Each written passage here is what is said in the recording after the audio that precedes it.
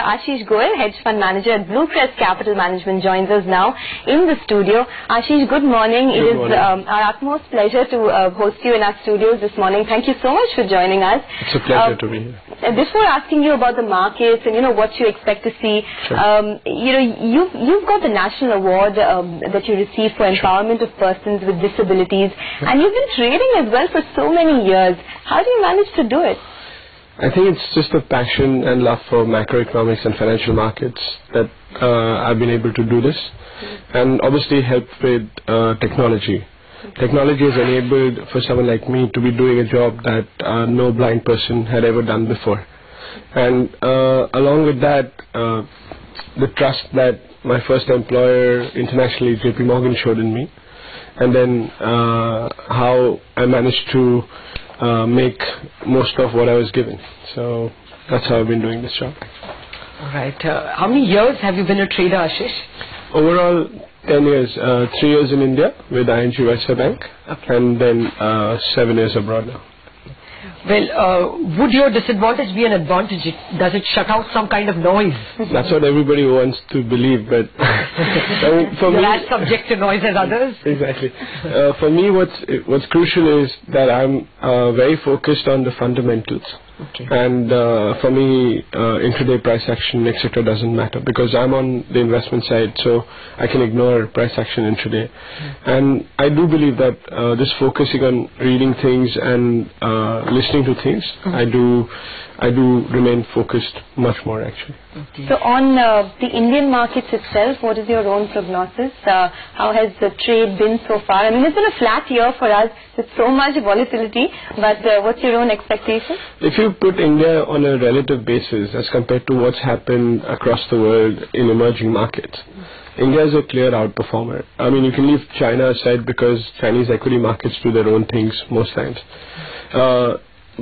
On the bond side, on the currency side, on the stock side, India has clearly been the outstanding trade for the last year and a half, with all other emerging markets being quite significantly weaker. I think the two things. One, India cannot stand alone if there's a massive global anti-EM sentiment beyond a point. And secondly, I think the transition that people are hoping for takes time because we've come from a very long period of poor performances both on the government side and on the economy side. And that takes time to turn around. So yes, we priced in a lot, but it doesn't mean it won't happen. So I'm still pretty positive on it. Okay, but which will be the inflection quarter as far as earnings growth are concerned? Since you track fundamentals, the slew of earnings that we have got, and we haven't got you've got just maybe 1/4 of the earnings due. All of them show very poor top line growth, even those that have shown margin improvement. So I'm a macro person. I look at growth as a whole, and I'm not an equities specialist.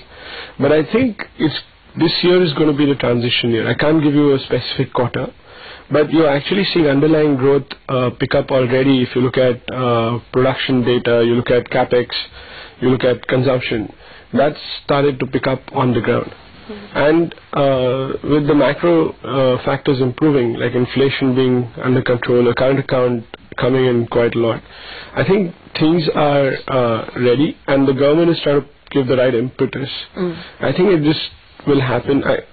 Pointing out the specific quarter and when stocks will stop selling off and start going up, I will not be able to pin down. No, I'm not looking at stocks being sold off. There will be a lot of technical reasons for that. I'm only pointing to fundamental performance of corporates where revenue growth is either flat or shrunk for most of the companies that reported numbers so far. This year was going to be the year where the US economy took off. Today is going to be US GDP data in a few hours. We're going to be talking about 1% US GDP growth, which is far from the 3% that people were looking for in Q1 this year. So the thing is, global growth per se is very weak. Eurozone is just trying to come out of this massive 3-4 years of sluggishness and weak growth through the quantitative easing program. So India is also linked and is getting more and more linked to the global cycle. So growth has already bottomed in India. That's evident very clearly. But top line and actual better Indian growth will happen as the global cycle turns as well. You know, Ashish, I'm sure you get this a lot, that it's extremely inspirational to see you sit here and talk about, you know, trading, the macro setup and all of that. I wanted to ask you, what were the initial challenges that you faced before you started trading, and how much time did it really take you to convince people that you were good at what you do? So honestly, it took a lot of time to convince one bank in India to give me a job. I was the second ranked student in my MBA program at NMIMS, Nursi Manji. I was shortlisted by every company that came to campus, but I was dropped on the basis that I was blind without being given an interview. And ING was the only bank that actually offered me a job. I became a trader with them in Bangalore. And then I realized after 3 years of working with ING that I still had no takers in the Indian markets. So Mr. Vijay Sathi from UBS Singapore, he actually recommended that I should go and study abroad in the US at Harvard, Wharton or Stanford. And I took his advice. And even there, because I'm the first person to be doing what I'm doing in my situation, it took a lot of time convincing Wall Street, and then it was few good leaders at JP Morgan that said, okay, fine, we are ready to take a chance on someone like you, and let's see how it works. And they were the only people who judged me on merit and gave me a chance. And after that, it was pure performance. As you know, in our business, if you perform, you're okay. If you don't perform, you're fired. It's very simple. So, and it's high stress as well. It is trading. Well, it's fun. I mean, more than JP Morgan have recognized, you have been chosen by the World Economic Forum as the young global leader of this year, and congratulations for that as well. You. So recognition has come, even if a bit delayed, Ashish.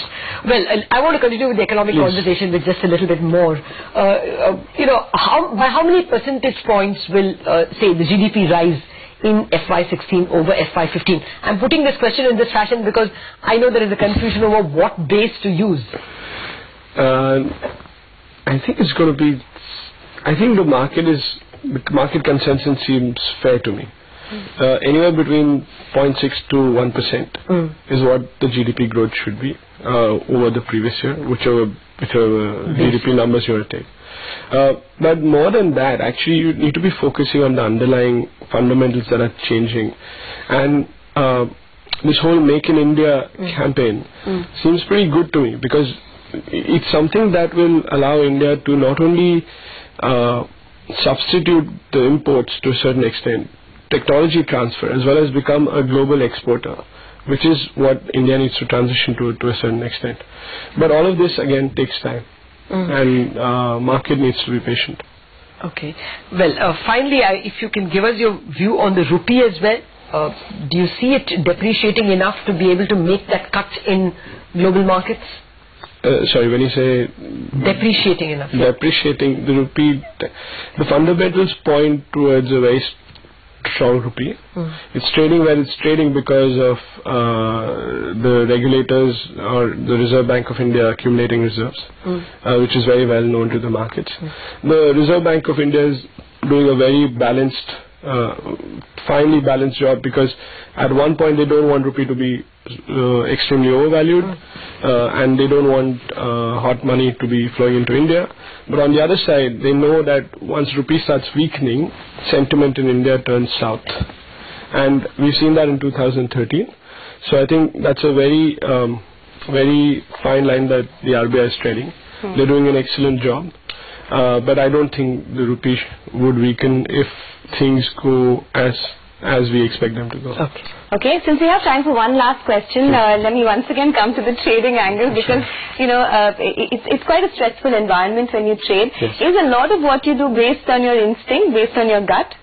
So I think instinct is based on knowledge and experience, and yes, and the most important thing for me is awareness, actually. And that comes from the spiritual side that I believe in. And I believe to take down stress, you need to meditate and you need to trust that there is someone looking out for you, which I've experienced in my life all the way through. So I don't think it's just pure instinct. It's a lot of knowledge and experience, and the awareness that you need to be on top of every piece of information that's coming out, and your views could change as facts change on the ground. All right, Ashish Goyal, it was a pleasure speaking with you and an honor having you with us in the studio itself. Thank you very much for dropping in. Thank you so much. Pleasure. Thank you. All right.